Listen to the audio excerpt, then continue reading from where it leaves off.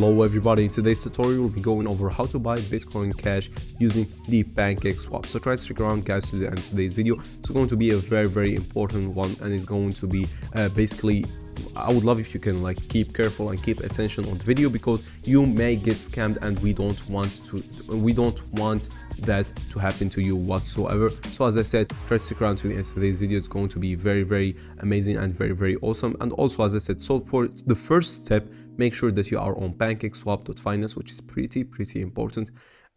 You may get scammed, as you can see here already, phishing warning, which is like websites that are a clone of Pancakeswap and they're not real whatsoever. So yeah, as I said, after doing that, you're going to have to own a wallet or any type of wallet. Does not need to be MetaMask. Connect that wallet. So if it's Binance, if it's your Coinbase, if you are using any of those exchanges, I really suggest you use their own wallet. It's going to be very simple and very straightforward. And then choose MetaMask right here. For example, I have MetaMask, and then what I'm gonna do is go ahead to the trade swap section.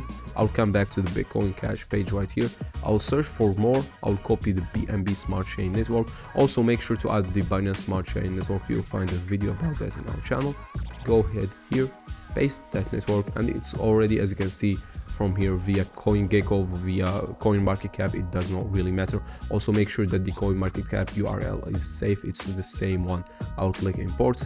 I'll click I understand, and yeah, I'll be able to swap my BNB for the Bitcoin Cash, which is amazing. Very simple, very straightforward. As I said, one more thing is, like, please keep in mind that this is a little bit sketchy. You may find some websites that are sketchy or something like that, so please be careful. And yeah, hope you have a great rest of the day. Tell us what you think about all of this in the comment section. I hope you all have an amazing rest of your day. Peace.